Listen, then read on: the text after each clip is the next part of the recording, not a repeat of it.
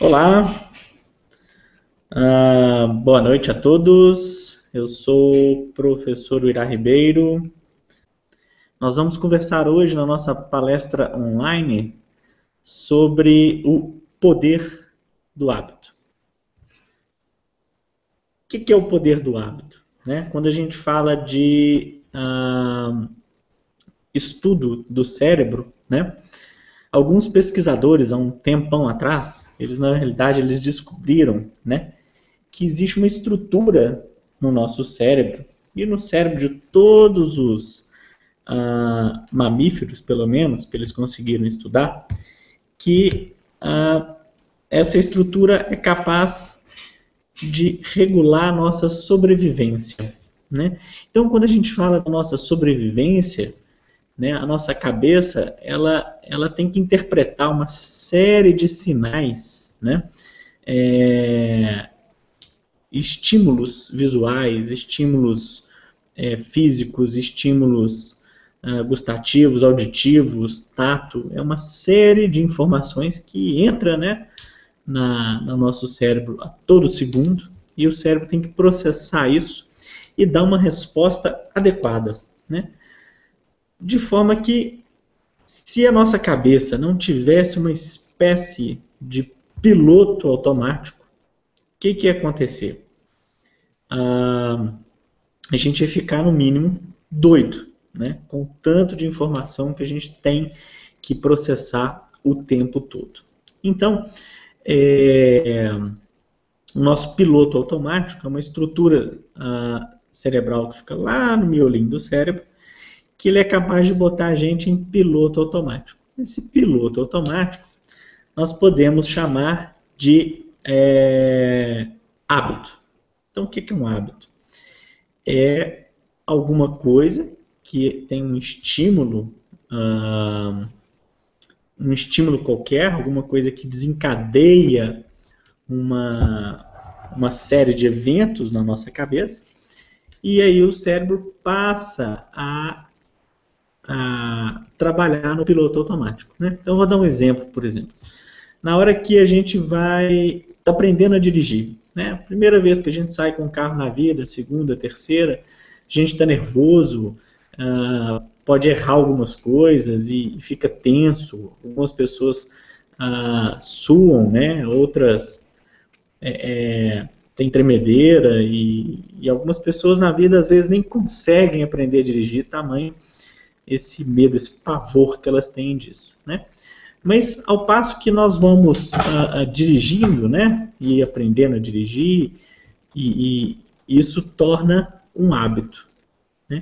Então, hoje, com vários anos, por exemplo, eu que sou motorista, eu nem penso mais para dirigir. Eu entro no carro, automaticamente eu enfio a chave na ignição, confiro a marcha, engato uma ré, saio da garagem, eu nem penso mais para sair para a garagem. Eu sei que uma volta no volante para o lado esquerdo, uma volta no volante para o lado direito, depois viro para o lado esquerdo de novo, saio da minha garagem. Então, minha cabeça hoje nem pensa mais para sair da garagem, porque entrou no piloto automático. E esse poder do piloto automático a gente vai chamar de hábito. E eles descobriram esse poder do hábito, essa estrutura mental, quando eles foram estudar vários pacientes. Um deles, chamado Eugene, era um americano, ele sofreu uma infecção na espinha. Essa infecção afetou a memória recente dele. Então, de uma hora para outra, esse sujeito, depois de uma semana no hospital, ele acordou e tinham sido varridos 20 anos da memória recente dele. Então, os últimos 20 anos ele não se lembrava que tinha uma filha, não se lembrava da casa que ele morava, porque essa casa foi comprada nos últimos 20 anos, ele não se lembrava de nada disso, nem dos filhos, nem de netos, nem de coisa alguma. Só que ele tinha todas as funções cognitivas, tudo que era antes de 20 anos atrás, ele lembrava. Então, ele lembrava que ele era um engenheiro, ele lembrava do trabalho que ele fez a vida inteira, ele lembrava de uma série de coisas, mas os últimos 20 anos não. E ele teve um outro problema também. O último um minuto que ele de vida, ele também não lembrava. Então você entrava numa sala, cumprimentava ele, passava um minuto, ele esquecia que te cumprimentou e te cumprimentava de novo, e se passasse um minuto e ele desviasse o olhar para você e olhasse de novo, ele ia te cumprimentar de novo. Então ele era, a memória curta dele era um horror, né? E enquanto ele estava no hospital, ele ficava muito bravo com as enfermeiras, porque elas chegavam de manhã, né? Oi, Eudinho, como é que você está? E tal, ele cumprimentava, perguntava, ele era muito simpático e tudo. Na hora que a enfermeira saía e voltava um minutinho depois para qualquer outra coisa, e elas não cumprimentavam ele, porque já tinha cumprimentado, né, naquele mesmo dia, ele ficava nervoso, assim, que enfermeira mal educada, não cumprimenta e tal. Então, até elas perceberem o problema dele e passarem a cumprimentá-lo toda vez que elas entravam no quarto. Mas o que é muito interessante, né? Esse Eudinho, ele saiu do hospital, ele foi para casa, né?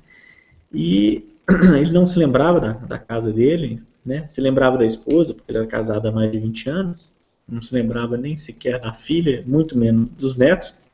Mas os pesquisadores viram uma chance muito boa para estudar a memória, né? E ficaram acompanhando o caso dele durante anos. E aí, eles, em um teste muito interessante, eles mostraram uma planta da casa dele, né, desenhada no papel, onde ficava a cozinha, onde ficava o quarto, sala, banheiro, etc. e tal. E perguntavam para ele assim: você sabe onde é que fica o seu quarto? Ele, não. A cozinha? Não. Ele realmente não tinha noção nenhuma de que planta que era aquela, sequer que aquela planta era da casa dele. Onde era o quarto, onde ele dormia, ele simplesmente não se lembrava de nada disso. Pesquisadores muito perspicaz, ele fez uma pergunta assim: Eudinho, quando você está com fome, como é que você faz? Ele levantou, sabia exatamente onde é que era a cozinha, ia na cozinha, abria um armário, pegava um pacote de amendoim e comia, né? E aí o pesquisador virava para ele assim: como é que você sabe que ali tinha um pacote de amendoim? Ele falou assim: não sei, eu simplesmente vou. E aí eles perceberam que era essa estrutura cerebral chamada de hábito, né? Então o cérebro dele era capaz de guardar onde habitualmente era a comida, e mesmo que a memória consciente dele não fosse capaz de lembrar isso, de saber isso, a memória consciente dele era capaz, não era capaz de lembrar, mas o hábito, que era uma estrutura cerebral mais interna, mais arraigada na cabeça dele, era capaz de saber onde é que estava exatamente a comida quando ele estava com fome, né?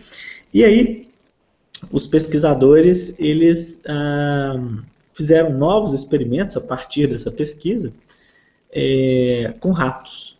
Então, eles pegaram lá um ratinho, botaram um eletrodo na cabeça do ratinho e botaram o pobrezinho num labirinto e botaram lá um queijo, uma comidinha no final do labirinto.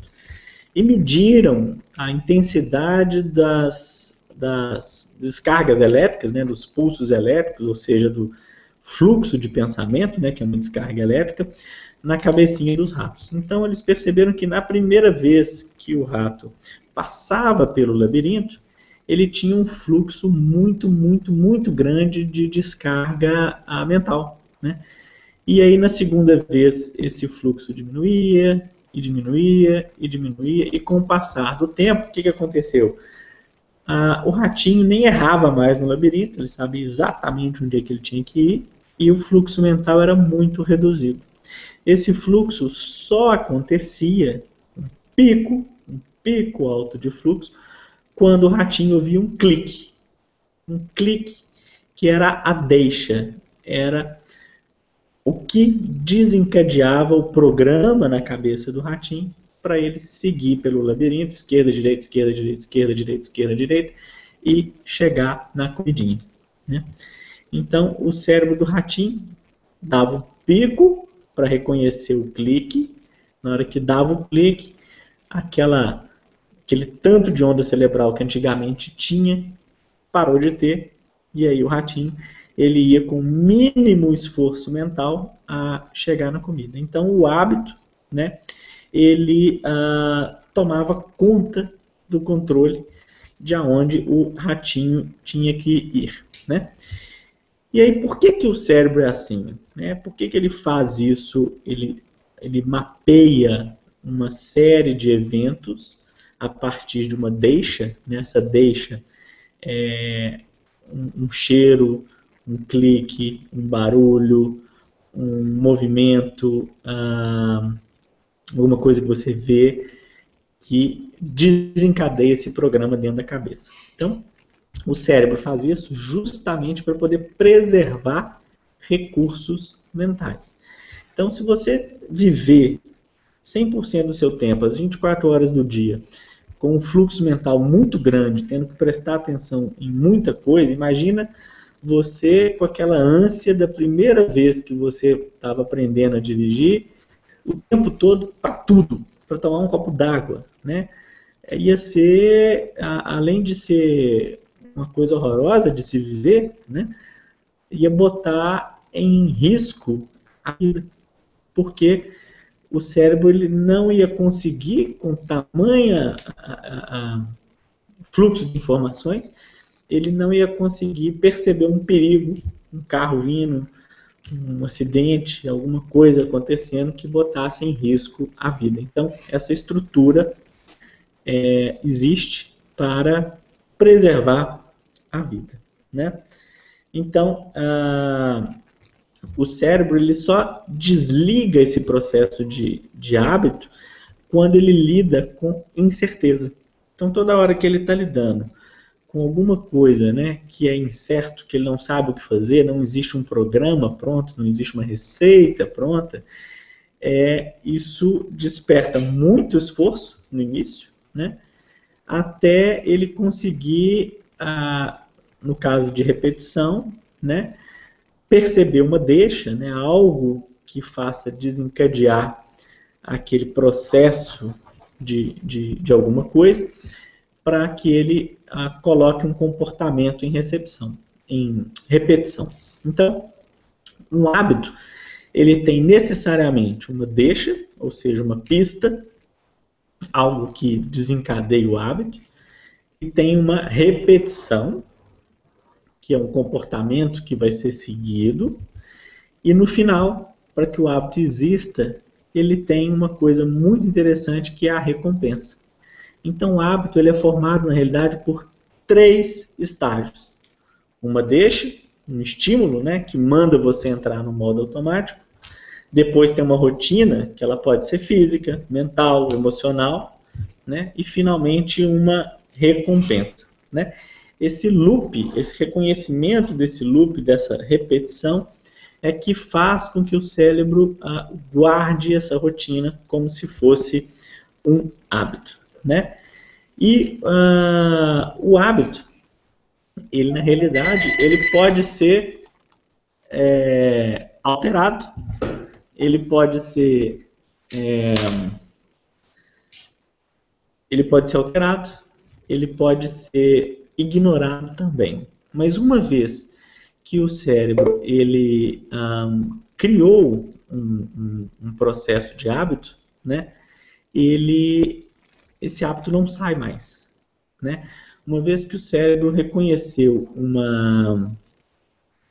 uma dica, uma deixa, né? Uma vez que ele percebeu, entrei no meu carro. Aí ele vai começar o programa de enfiar a chave, checar a marcha, espelho, cinto de segurança, dar ré e tal. É o programa. Mas uma vez que você teve a deixa de entrar no carro, ele segue aquele programa, a não ser que algo novo, uma novidade, né, altere isso daí. Então ele faz isso, ok? Uma vez que esse hábito está internalizado, né, você não consegue alterar esse hábito de forma fácil, né? Por quê? Porque isso está gravado de tal modo dentro da mente da gente que isso não pode ser alterado, né? O que pode acontecer num hábito, na realidade, é você alterar a rotina, alterar a sequência de comportamento que você vai ter a partir de uma deixa, né? Então, isso é possível você alterar num hábito, né? Então, esse processo de alterar a rotina do hábito eu vou explicar daqui a pouquinho, né? O hábito, gente, ele tem para existir uma deixa, uma pista, né? Que pode ser qualquer coisa, como eu falei, né? Pode ser um estímulo visual, um doce, um comercial, um lugar, uma hora, um dia, uma emoção, uma sequência de pensamento, companhia de pessoas específicas, né? Essa deixa pode ser o hábito, né? Então pode ser um colega que todo dia de tardinha vai na sua sala e aí aquela deixa te desperta, por exemplo, o hábito de ir na lanchonete e tomar um café, né? Isso pode ser um hábito. E a recompensa, na realidade, é você ou ter o prazer da companhia do colega, ou ter a quebra do seu trabalho para você descansar, ou até a própria recompensa física, que é o estimulante, que é o café, né? Então, mas a deixa pode ser qualquer coisa. A rotina, ela pode ser incrivelmente complexa ou também fantasticamente simples. Desde roer unha, fumar, beber, beliscar toda hora na geladeira, entre diversas coisas, né? Tem um caso de uma menina que ela tinha o hábito de roer unha, só que ela roía unha até ferir, até chegar no toco da unha, assim, e aquilo machucava ela, e esse hábito, toda vez que ela ficava ansiosa, né, que era a deixa, toda vez que alguma coisa acontecia com ela, que ela não era, ela saía da rotina dela, ou saía do que ela esperava para o dia, né, ela roía a unha até ferir. E aí, uma vez percebida a deixa, né, que era na realidade a ansiedade dela, né, um médico foi e falou com ela, olha, então toda vez que se você sentir a vontade de roer unha, você não vai roer unha, você vai bater os dedos em alguma mesa para fazer barulho. Então, ao invés de roer a unha, ela fazia bater a unha numa mesa, no metal, na parede, numa cadeira, o que tivesse à mão, ela batia os dedos, e aí aquela vontade dela, aquela ansiedade dela passava, e aí ela passou a não roer mais unhas, né? Mas ela dedilhava toda vez que ela ficava nervosa. Então ela conseguiu uma mudança do hábito, né? Tem um aspecto também muito interessante que eu quero falar, que cada vez mais, quando um hábito vai ficando mais forte, né, aquilo é repetido centenas e centenas de vezes, o cérebro passa a antecipar o hábito. Então ele cria um negócio chamado ansiedade. Você espera alguma coisa que aconteça antes mesmo de vir a deixa, né? Então, essa ansiedade, ela cria também um outro processo no cérebro, que é você antecipar a recompensa logo quando você tem a deixa, mesmo sem fazer a rotina que é necessária para o hábito, né? Eles fizeram um experimento para testar isso, né, esse grupo com macaco, né? E aí o macaco ele ficava na frente de um computador, toda vez que ele via uma bola, né, lá na tela do computador, ele puxava uma alavanca que ficava do lado, e aí ele ganhava uma recompensa, um suco de amora, né? Ele gostava de amora, ganhava um suquinho de amora lá e tal. E eles fizeram isso N vezes com o macaco, até aquele hábito ficar bem arraigado na cabeça do pobre do animal, né? E aí toda vez que o macaco via a bola, né, o seu cérebro já registrava as ondas de felicidade. Então já liberava lá serotonina, endorfina, alguns hormônios lá para o macaco ficar bem feliz, antes mesmo dele beber o suquinho, né? Então, ele via a bola e já falava assim, opa, ganhei suco. Ele já ficava feliz, né? Mas aí eles começaram a fazer uma sacanagem com o macaco, né? Começaram a botar a bola algumas vezes e não vinha suco. Então, ou o suco chegava bem atrasado, chegava depois, né? E aí o macaco ficava bravo, ele gritava, ele esperneava, às vezes ele batia no computador, outras vezes ele simplesmente ficava triste, cabisbaixo, né? Ficava, oh, não ganhei meu suco e tal. E aí houve um surgimento de um novo padrão no comportamento do macaco, que é o anseio, a ansiedade, né? O desejo do suco e a frustração de não ganhar o suco. E eles tentaram distrair o macaco. Então, aparecia a bola, o macaco puxava a alavanca, não vinha suco. Aí eles tentaram oferecer uma comida, chamar o macaco para brincar com outra coisa e distrair o macaco para ele não lembrar do suco. Só que o macaco, ele não se distraía, porque o hábito ele estava tão arraigado, mas tão arraigado no macaco, que nenhuma distração funcionava, né? Porque o macaco que estava habituado ao suco, com o suco ali na hora que vinha a bola, ele não se distraía de modo algum. Esse experimento, eles também fizeram o mesmo experimento com o macaco que não estava com o hábito tão arraigado, né? Não repetiu aquilo tantas e tantas e tantas e tantas vezes. E esse macaco que estava com o hábito fraquinho, vamos pôr assim, ele já era passível, né? Eles já conseguiam distraí-lo com qualquer outra coisa. Então esse experimento com o macaco, ele é importante para a gente refletir numa coisa. Ele explica por que os hábitos são tão poderosos. Porque uma hora que a gente repete eles criam seios neurológicos, né? E essas certas deixas às recompensas, né? Surge um loop tão poderoso no cérebro que a pessoa não consegue se distrair. Então, por isso que é muito difícil um fumante parar de fumar, um alcoólatra parar de beber, alguém que tenha mania de comer o tempo inteiro, toda hora está mastigando alguma coisinha, compulsivamente ali também, parar com isso. E a pessoa simplesmente não consegue se distrair, aquilo não sai da cabeça dela. Então você pega alguém que fumou 20 anos, vem o clique, né, vem a deixa para ela fumar, pode ser qualquer coisa, né? Essa deixa, na hora que ela acontece, a pessoa ela não consegue desviar o pensamento dela enquanto ela não botar um cigarro na boca, né? Então, esse tipo de comportamento ele é muito, muito difícil de mudar, né? Mas é possível mudar um hábito, né? Então, como é que você troca um hábito? Como é que você pega, por exemplo, um hábito de fumar e troca por outro hábito mais saudável?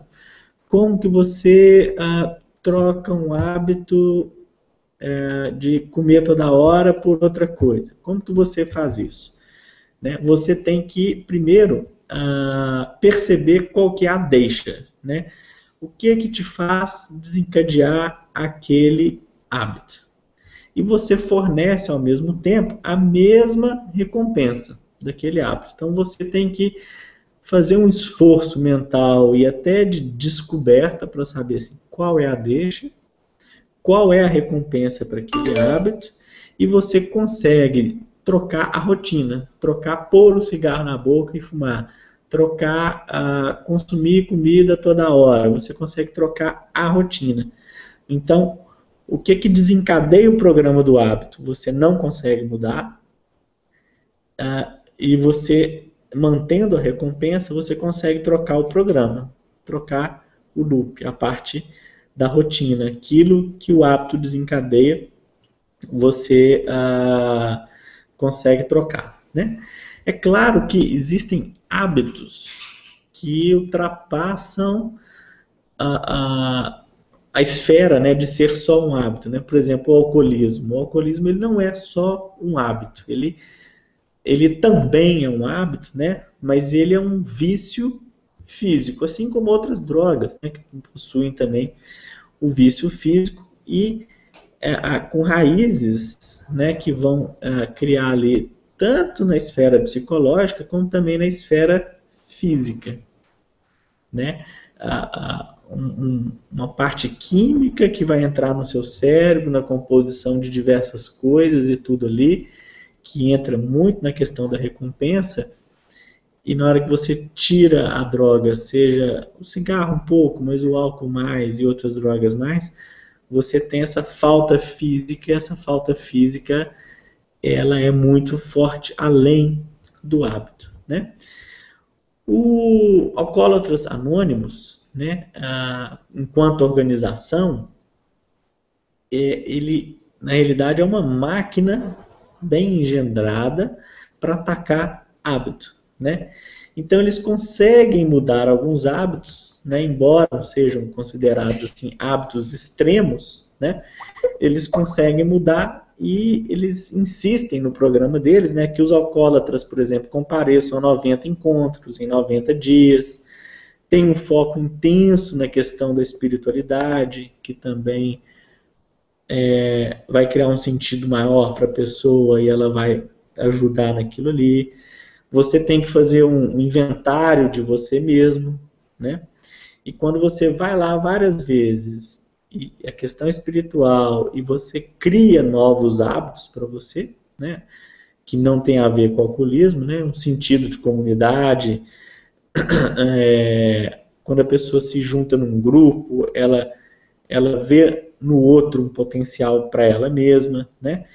E quando você tem esse conjunto de coisas que é o programa deles, eles conseguem, na realidade, mudar, né, o contexto do hábito do alcoolismo, né? Então, eles perceberam essa questão da deixa, da recompensa, e eles trocam a rotina ali, né? E é ridiculamente simples, muito simples. Depois que você reconhece as deixas e as recompensas, você alterar a rotina do hábito. Então, o hábito, eu quero deixar claro, ele não pode ser erradicado, ele não pode ser apagado. Não tem jeito. Não conseguimos apagar um hábito. A gente consegue simplesmente trocar a rotina, né? Então, por exemplo, o cigarro. Quem fuma? Fuma porque ama a nicotina? Fuma porque proporciona um estímulo rápido? Né? É uma estrutura para o dia, ou seja, o hábito de fumar na hora que acorda, antes do almoço, não sei o que, aquilo cria uma rotina reconhecível para o seu dia, para você dar conta de um dia incerto e tal. É um jeito de se socializar. Então, o cigarro, por exemplo, né, você tem as recompensas e as deixas dele, você tem que conseguir reconhecer isso para poder trocar o seu hábito, né? E eu quero deixar também para vocês que existem hábitos que são chamados de hábitos angulares, que são hábitos que são considerados hábitos mais importantes do que os outros. Então, vem de hábito angular, de pedra angular, né? Da pedra, pedra angular, por exemplo, é a primeira pedra que a gente bota numa casa na hora de construir, é a fundação dela, então é chamada de pedra angular.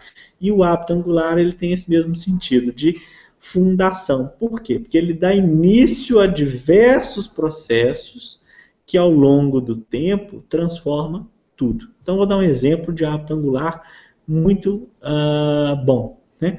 Por exemplo, exercício. O hábito do exercício é um hábito angular, né? Porque mesmo com a frequência baixa, os exercícios fazem e desencadeiam uma série de novos hábitos, que são hábitos também saudáveis, tanto quanto o exercício. Então, quando você está se exercitando, e você tem um hábito de exercício, você não consegue ir num rodízio todo dia, comer feijoada todo dia, comer um baita prato de macarrão. Você não consegue comer isso, uma alimentação toda errada, baseada em carboidrato e doce e algumas coisas não muito saudáveis, e praticar exercício com regularidade. Você não consegue fazer isso, né? Então esse hábito do exercício vai desencadear um hábito de você comer bem, comer coisa mais saudável, né? Você não consegue, com o hábito de exercício, manter um hábito de dormir tarde todo dia, acordar cedo todo dia. Você não consegue, porque seu corpo não vai dar conta de fazer o exercício. Então, ele vai fazer você dormir mais, dormir melhor, né?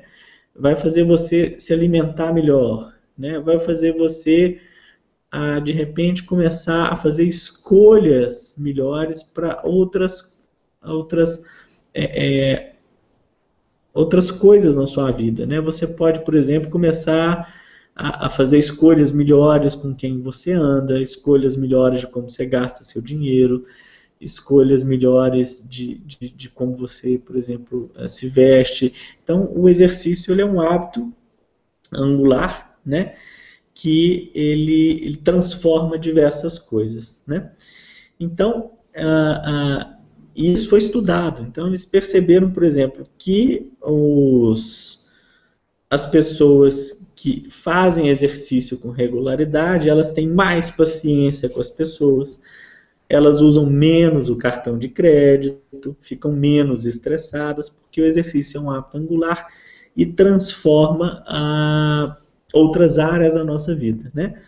Outro hábito angular, muito simples, mas que também tem vários efeitos, segundo as pesquisas, é o hábito de jantar junto, a família jantar junto. Então, as crianças que crescem numa família que eles têm o hábito de jantar junto, de socializar junto ali, essas crianças elas têm mais aptidão para a lição de casa, para fazer para casa, as notas nas escolas têm mais chance de ser melhor, o controle emocional delas é melhor, elas são mais confiantes, né? Então é um hábito que também transforma vários aspectos na sua vida, principalmente quando envolve crianças, né? Tem um outro hábito muito interessante que eles estudaram, que é o hábito de arrumar a cama todo dia de manhã. Então eles perceberam que esse hábito faz com que as pessoas tenham mais aptidão para manter as contas dentro do orçamento, né? Não que uma refeição em família e arrumar a cama melhore nota e menos despesa supérflua, né? Não é isso que faz acontecer, mas eles deflagram outras mudanças em cadeia que ajudam na formação de outros hábitos bons, né? Então, os hábitos angulares, eles, em algumas literaturas, por exemplo, eles são chamados de pequenas vitórias, né? Eles ajudam outros hábitos a prosperar, criando novas estruturas e estabelecendo culturas onde a mudança se torna contagiosa. Então, vai mudando outras coisas, né? Então, uma pequena vitória e uma aplicação constante de pequena vitória vai mudando outros hábitos. Então, por exemplo, arrumar a cama de manhã dá um aspecto de limpeza, dá um aspecto de organizado. Uma cama arrumada dá vontade de você deitar nela, você se sente mais descansado ao deitar na cama arrumada.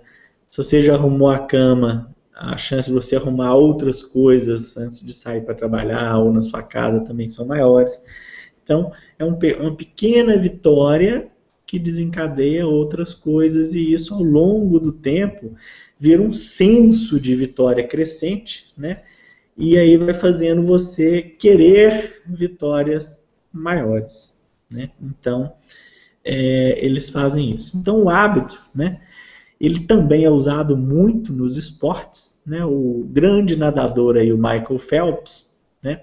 Ele tinha uma fita que ele tocava mentalmente toda noite e toda manhã antes dos treinos e até em dias de competição, onde ele imaginava toda a prova que ele ia fazer. Então ele acordava, imaginava ele acordando, imaginava ele tomando café, imaginava ele fazendo seus alongamentos, imaginava ele chegando na piscina, botando lá sua roupa especial de nadar, imaginava as instruções que ele ia receber, como que ele ia nadar e tudo. Então, ele criava um hábito mental de toda a parte de competição, que na hora que chegava no dia realmente da competição, aquilo era comum para ele, aquilo não causava ansiedade, aquilo não angustiava, aquilo não deixava ele nervoso, estressado, nada, aquilo era comum para ele, igual beber água, igual sair com o carro depois que você dirige 20 anos.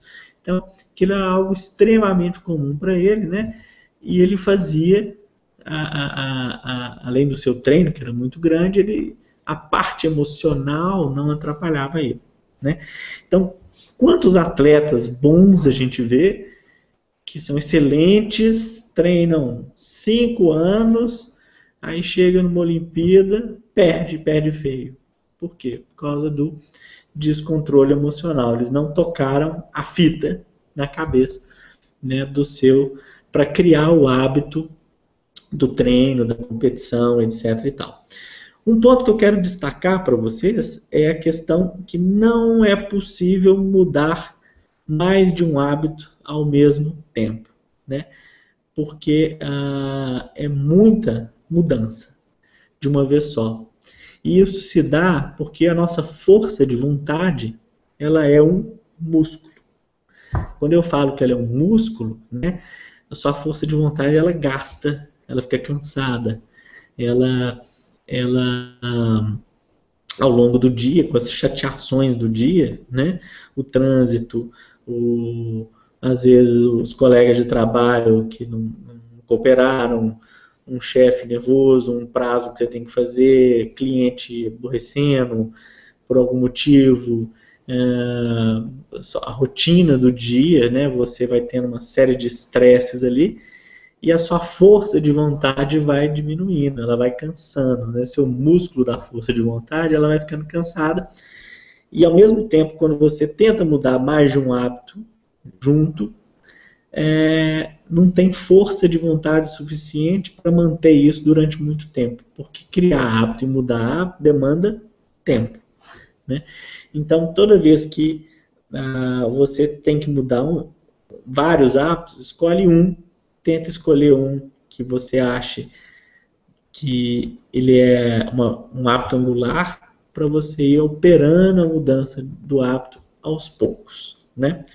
Então, essa mudança de hábito ela tem que ser aos poucos, porque a força de vontade ela não é suficiente para manter durante muito tempo várias coisas novas. Então, vou dar um exemplo. Eu quero fazer exercício, eu quero fazer uma dieta, eu quero parar de fumar, eu quero dormir cedo, eu quero arrumar minha cama, fazer uma série de coisas o tempo todo.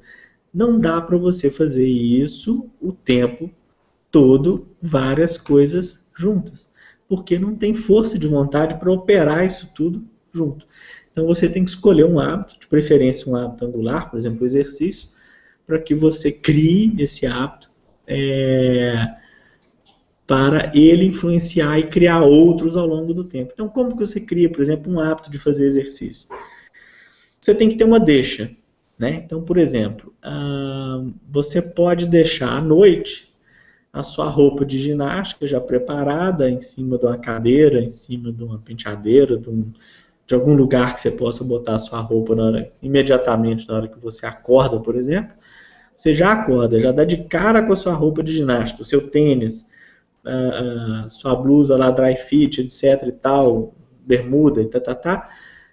Você já acorda, aquela deixa de dar de cara com a sua roupa de ginástica, já vai despertar um hábito, uma rotina de quê? De pôr a roupa, ir para academia, ou natação, corrida, seja lá qual esporte você escolha, mas essa deixa vai desencadear aquele hábito, aquele programa automático, né?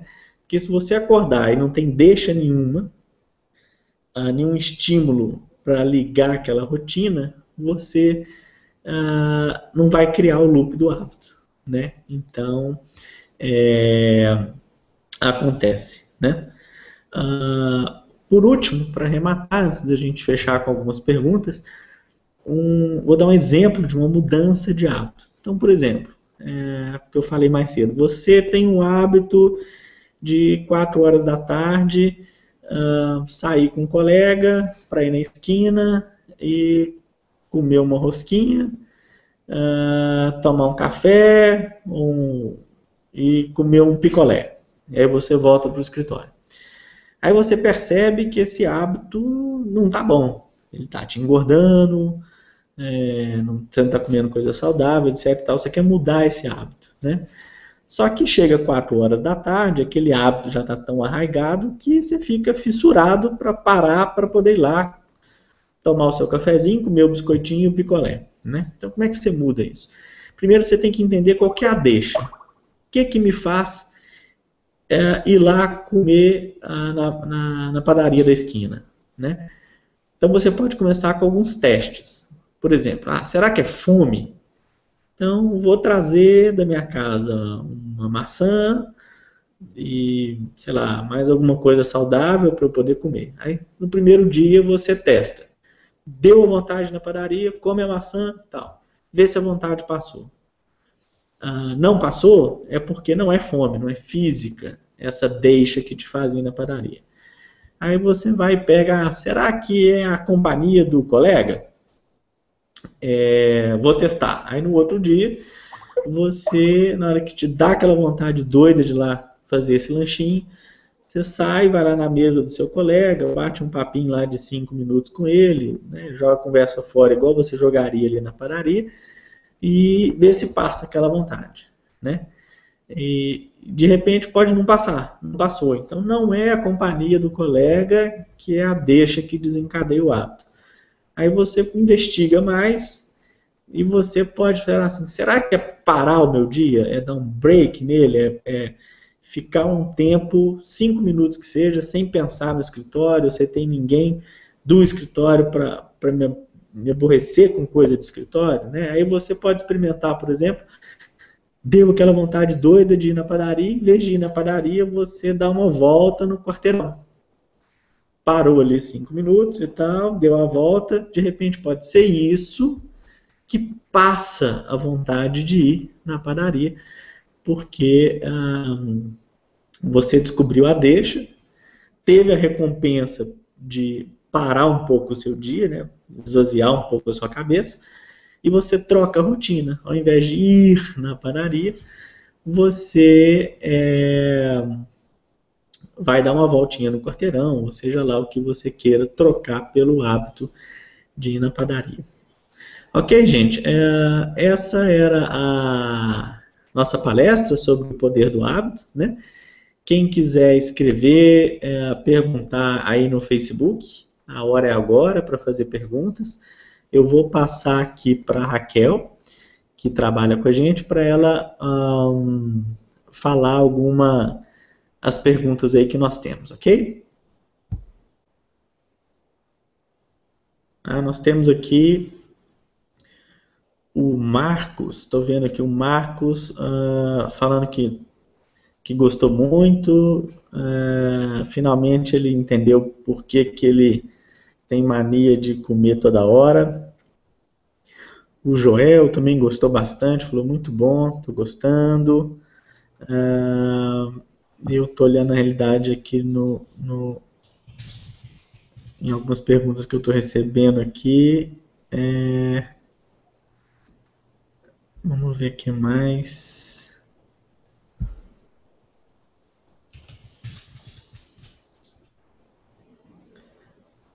Ok.